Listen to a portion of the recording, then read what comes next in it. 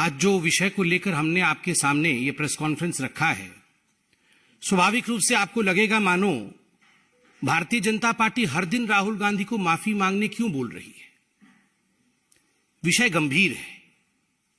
अगर विदेश की भूमि में जाकर राहुल गांधी बार बार विदेशी ताकतों से यह निवेदन करेंगे कि आप हिंदुस्तान आइए और हिंदुस्तान की डेमोक्रेसी की रक्षा के लिए आप हिंदुस्तान के इंटरनल मैटर्स में प्रवेश करिए, उसमें घुसपैठ करिए। अगर यूके से और यूएस से राहुल गांधी लंदन में बैठकर इस प्रकार का डिमांड करेंगे तो स्वाभाविक रूप से देश इसे एक बहुत ही सहज भाव से ग्रहण नहीं करेगा।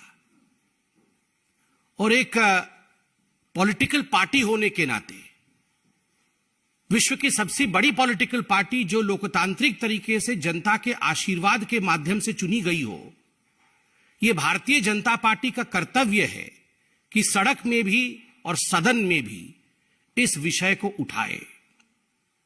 हमारा स्पष्ट मानना है कि यह विषय नहीं है, यह षड्यंत्र है।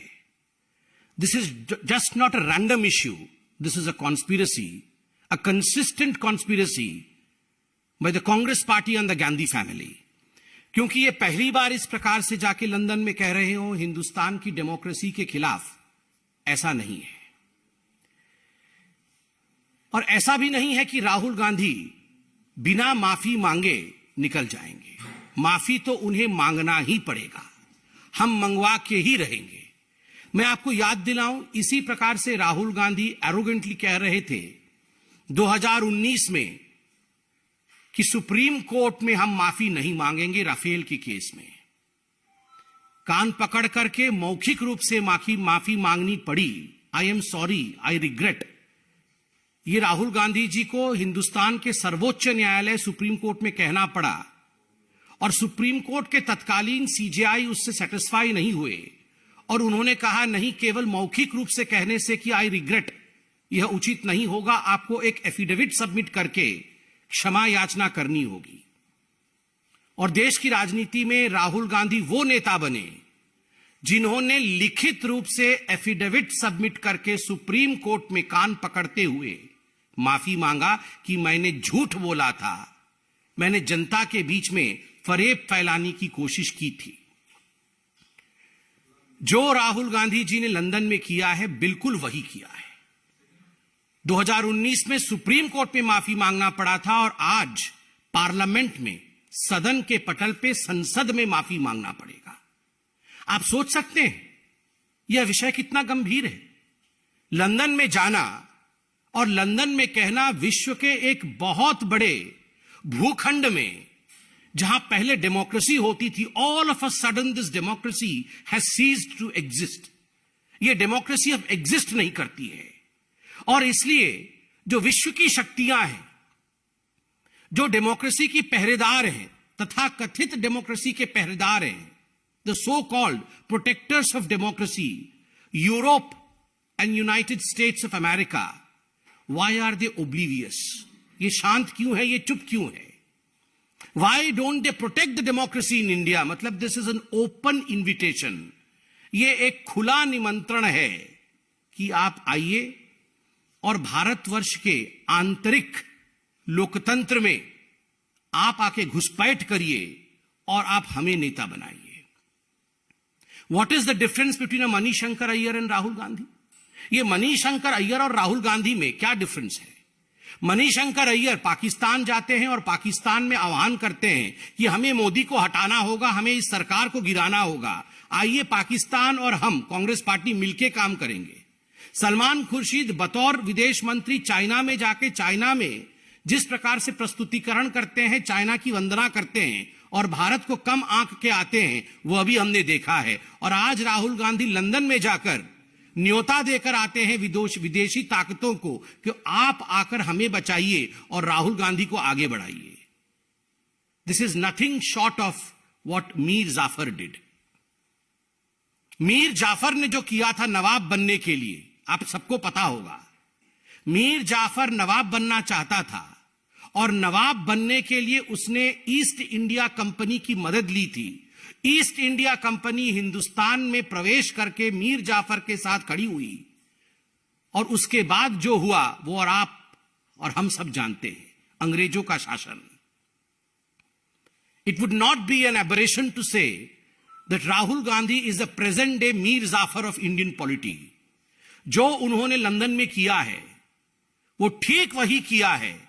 शहजादा नवाब बनना चाहता है और शहजादे ने ईस्ट इंडिया कंपनी की मदद मांगी है नवाब बनने के लिए कि तुम मुझे नवाब बनाओ, मैं तुम्हें 24 परगना भेंट करूंगा, मैं तुम्हें हिंदुस्तान का एक टुकड़ा भेंट करूंगा।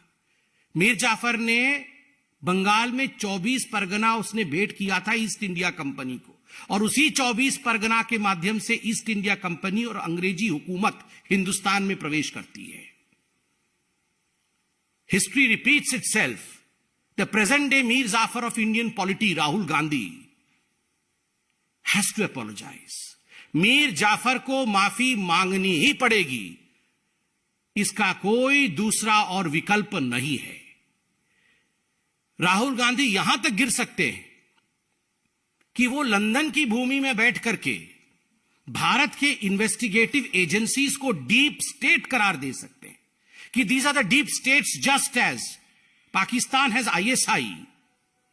ठीक उसी प्रकार इंडिया में डीप स्टेट डेमोक्रेसी के ऊपर हमला कर रहा है।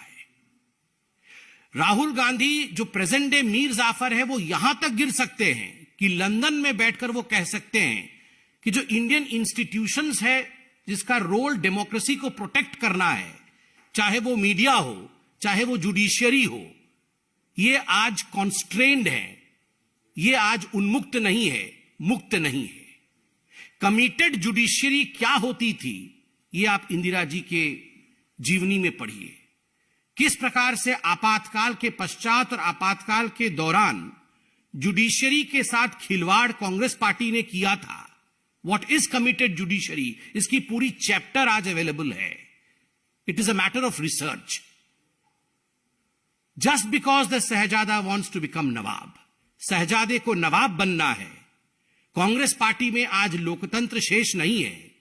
कांग्रेस पार्टी जनता जनार्दन, हिंदुस्तान के जनता जनार्दन के आशीर्वाद से शहजादे को नवाब नहीं बना सकती है।